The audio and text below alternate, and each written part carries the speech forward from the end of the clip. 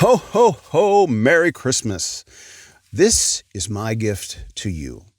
Hello, everybody. Welcome to the channel. As promised, I'm bringing you a gift. I'm going to read two sections from Soghomon Tehlirian's newly translated memoir. And I do that because exactly 100 years ago today, Soghomon Tehlirian, this great hero of the Armenian people, who needs to be a great hero to all mankind, was in Berlin on the trail of the greatest villain mankind has ever known. I'm not speaking in hyperbole here. This guy, Talat Pasha, is the architect of the Armenian genocide. And the Armenian genocide was the inspiration for Adolf Hitler and the Jewish Holocaust. Okay, so my contention is, who's more evil? Adolf Hitler, the copycat, or Talat Pasha, the originator of this nefarious scheme? So, now, this guy, Soghomon, this is going to be a real treat for you. Let me give you a little bit of background, a little more background. This first section, now keep in mind, Soghomon is a spy. He's living a double life. He's in Berlin with a group of co-conspirators. He's got other spies with him. He's got a handler, Shahan Nadali, who's feeding him intel and information while they stake out different locations where potential co-conspirators of the villains are hanging out. But Soghomon, his cover story is he's a student. He's come to Berlin to study engineering at the Berlin University. And he's put up in an apartment. And in that same apartment, in another door down, is another Armenian student who quickly befriends Soghomon. In fact, there's two of them. Or one of them lives there, and another one is a friend. Two Armenians. One's name is Eftian, first name Levon, and the other is Apelian. And they don't know the wiser. They just think, oh, here's a fresh recruit, or a fresh off the boat, as they say, out of Armenia, doesn't speak a word of German. Let's set him up. They set him up with a German instructor or to try and teach him. And Soghomon starts taking to it. But where we begin the first reading is Soghomon was invited to Eftian's sisters for dinner. I was invited to spend Christmas Eve at the home of Eftian's sister, who, together with her husband, Mr. Terzabashian, ran a modest tobacco shop on Oranian Street. That night I was introduced to a fellow exile, Kevork Kalustian, who had a tasteful grocery store in the same area. I was amazed at how, within a mere 5 years, after losing everything and barely escaping death, these compatriots had been able to once again create prosperity and standing. Even more amazing was the fact that life's difficulties had not crushed in them the demand for intellectual and moral excellence. Kalustian, for instance, who had studied at the American college, was as knowledgeable as a university student, and they all were fluent in German, as though it were their mother tongue. Mr. and Mrs. Terzabashian, who were still young, had spared no effort to make it a perfect Christmas.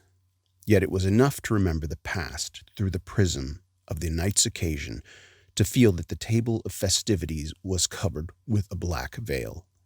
No, our generation could no longer earnestly feel joy on such occasions. Now, this is a short segment, but I want to point out this is just a sampling of this guy, Soghomon's grasp of language and ability to articulate profoundly. I mean, this is the English translation, but my understanding is that Armenian language is very rich, and the guy who's translating this is just, he enjoyed every second of it. Now, that turn of a phrase, let me reread it. It was enough to remember the past through the prism of the night's occasion to feel that the table of festivity. What is the table of festivity? It's the night Christ was born. The night that the Savior of the world. This is a joyful moment. This is salvation. It's a prophesied salvation from the Old Testament that a Savior, a Messiah, would come to save people from their sins and return them into right relationship with God. That's a joyous occasion. One of my favorite Christmas hymns is "Joy to the World, the Lord is born. Let earth receive her King. Let every heart prepare him room. And heaven and nature sing, and heaven and nature sing, and heaven and nature sing." All right, joy to the world. Yet, that table of festivity, what a turn of a phrase, is covered with a dark veil. The Armenians had just gone through the worst thing a people could go through. Where's the joy?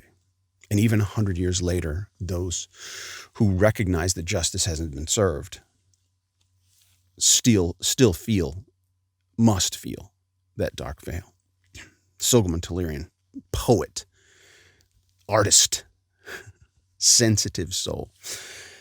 All right, so this Kalustyan guy who he meets, Kavor Kalustyan, ends up being his translator in the trial. Bit of a note there. This intellectual is so well versed in German already, even that he's chosen as two translators, and that's one of them. Let me move on to this next section. So that was December 24th, 1920, 100 years ago.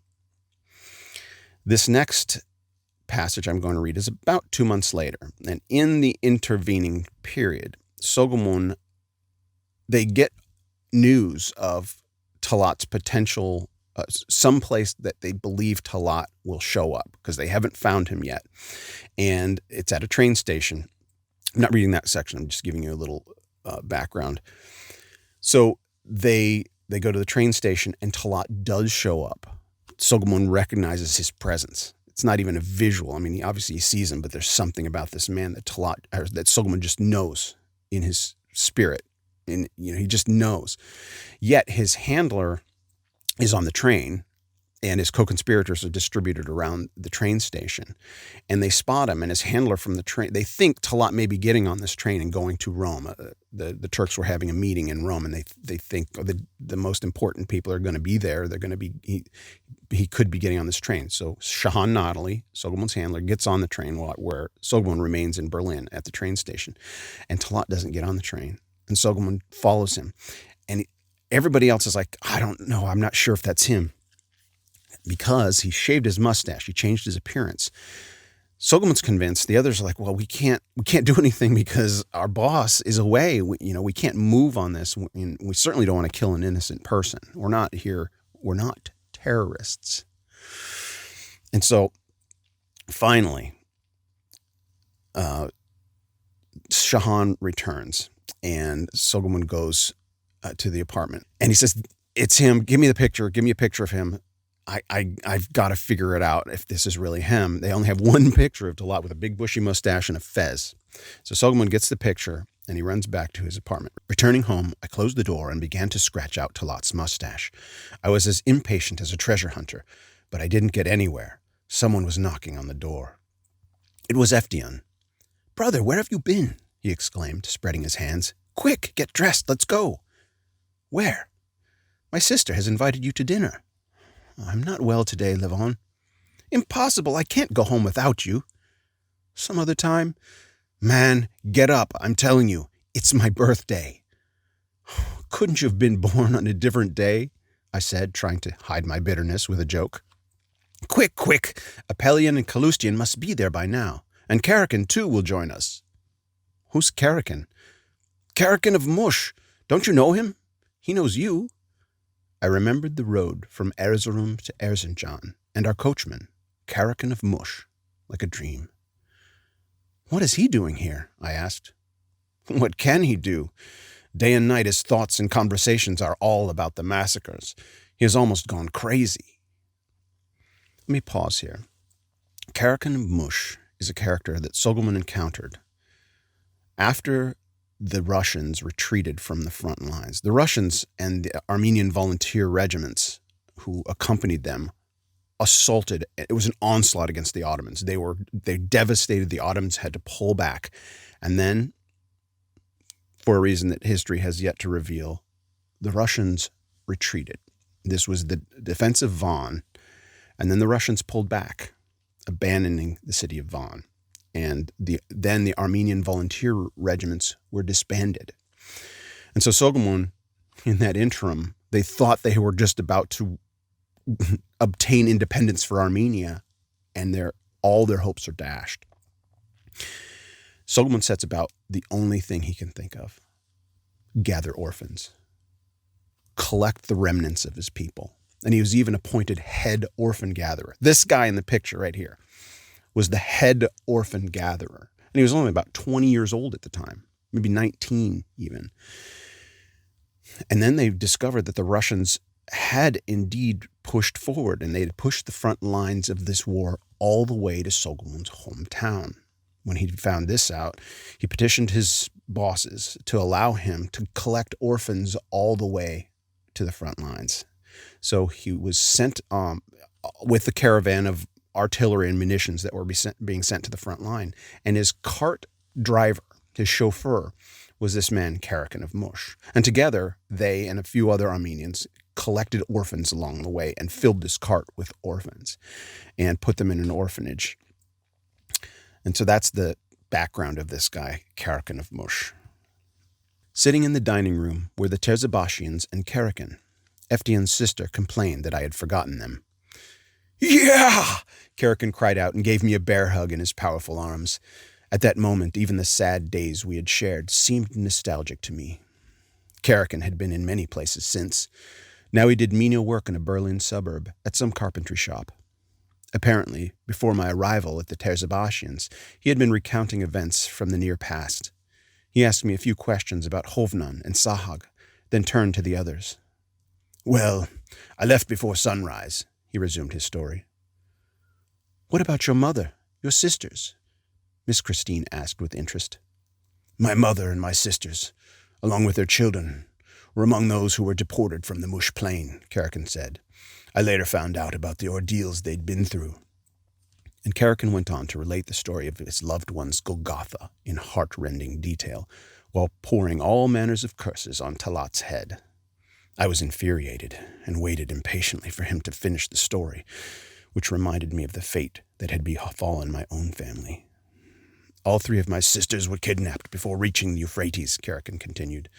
"The children stayed with my mother. Surig died toward evening. Seeing that she was unable to carry the children on her own, my mother hid in a wheat field. She and the children, together with other deportees, spent the night there. In the morning, as the Turks noticed them, they burned the field. Those who came out of the field alive were marched to the stables of Sheklan, where other deportees were gathered. They were told, 'Talat will spare your lives, but you must become Muslims.' 'For the love of God, let go of those old stories,' I snapped at Karakin. He might have as well received a whip blow. His eyes turned toward me, and he said dryly, 'Why? They got on your nerves?' 'We've heard them so much that we can't bear them anymore,' I said. 'Our pain won't heal by repeating, Talat, Talat.' 'What would you rather have us do? Build a statue to the dog?' 'It is we who are to blame, not Talat, for having believed him after the Adana massacre.' 'What did you say, boy?' 'Why, I will that Talat of your father's soul!' he suddenly screamed, banging his fist on the table. 'Shut up, you impudent man!' Eftian shouted. 'Boy, I will. The one who calls him an Armenian, he's defending Talat.' Such a commotion was created in an instant that I cursed myself for having gone there. Just then, Apellion and Kallustian arrived, but stood in the doorway in utter astonishment. Having completely lost himself, Karakin jumped up, snatched his hat from Eftian's hand, and flew out, exclaiming, 'I will not share bread with an Armenian like that, Miss Christine. Forgive me.' I was shaking, affected to the verge of tears by this stupid, unexpected incident. 'He's crazy. Don't mind him,' Kallustian was saying. In vain did Eftian, Apellion, and the Terzabashians try to change the mood of the evening. Right after dinner, I apologized to the lady and left.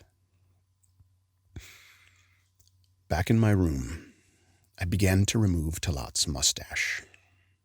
The ensuing resemblance to Ali Salih Bey shocked me to my core. And when, using a pencil, I outlined a European hat on the fez, there was absolutely no difference left. I took the picture and ran to the Tiergarten Hotel. My comrade, Shahan Natali, had just returned from the restaurant and was scouring several newspapers for the latest news. I cried out like a madman, "It's him!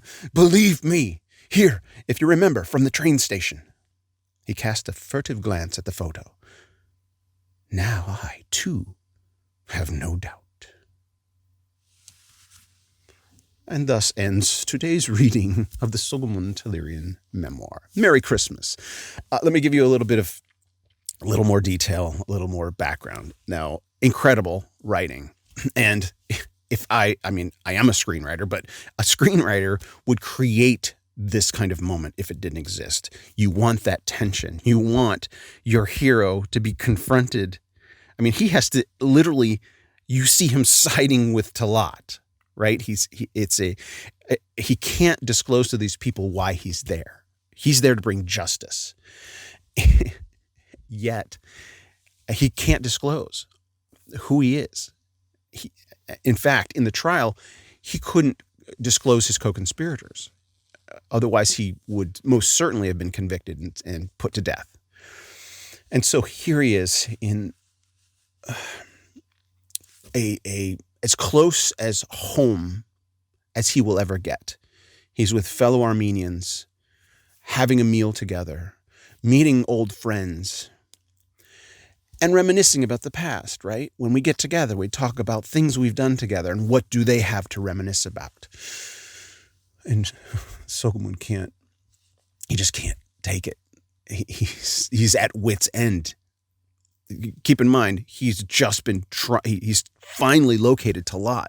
He's just trying to get the rest of his compatriots to believe him. He's trying to scratch. I mean, bookended in this little dinner session, this little blow-up session, is he's trying to identify Talat, just trying to clear out the mustache so that he can prove that, look, that's the guy we saw at the train station. It's just incredible that this actually happened, right?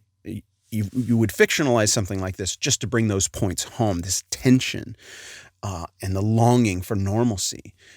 Yet it really happened in the way he recounts it. So all of these people, Eftian, Apellion, the Terzabashians, and Kalustyan, testified in Soghomon's trial.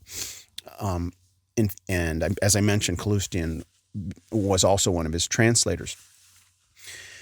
And it was Christine Terzabashian's testimony. Now, there's some incredible women in Soghomon's life. First, his mother is the whole reason he's doing this. He's trying to get back to his mother, and she appears to him in visions and nightmares, telling him, "You're going to do this. You're going to kill Talat. Before you can be with me in heaven, you're going to kill Talat," essentially is what she said repeatedly over the years leading up to this. So his mother, significant.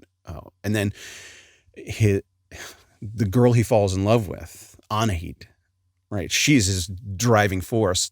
Like, he has to sacrifice a life with her to do this thing. And if he's successful, he may die. Yet he has that hope that he would have a normal life, which he ends up having totally. And then there's this Yeranuhi, Danielian, who's a spy who connects him with the conspirators of Operation Nemesis. Like, all these significant characters. And in the trial, it's the testimony of this other woman, Christine Terzabashian. It's heartrending stuff, what she went through. Now, here's Karakin of Mush talking about his mother and sisters and what they suffered. And Christine suffered it firsthand. And it is being a juror on that trial, it's no wonder they acquitted this guy because of the truth. Now, if I have any Turk or Azeri viewers who are watching this is not fabricated. This is all this is the history. Okay. One final thing I want to point out is this Karakin guy. Now, in screenwriting and storytelling, or even in speech giving, things need to come in threes. And Karakin's story comes in threes. We have Soghomon meeting him on his way to Erzincan, collecting orphans. And Soghomon reflects, even those awful times were nostalgic for him. Then we have this awful confrontation between Soghomon and Karakin of Mush, and Soghomon regretting even going there. He uses the word going there. Karakin's third appearance in this story is immediately after the trial. Soghomon is acquitted for assassinating Talat Pasha. And he walks out of the courtroom a free man. And there, no doubt, to once again embrace him in a giant bear hug, in reconciliation, is Karakin of Mush. It's just incredible, and it is so evocative, and it really happened. Like, Soghomon couldn't tell Karakin in that moment why he was there. In fact, he just didn't want to hear any more about it. He just wanted to complete the task and be done with it. And then when he's done with it, they reconcile. All right, that's it for now. Merry Christmas to you. Oh, subscribe and share and like and comment and click the notification bell. Perhaps we'll do more readings, but this full story is going to be available to everyone in the 100-year anniversary. 2021 is the publication of this full memoir. So share and subscribe. Merry Christmas to all, and to all, a good night.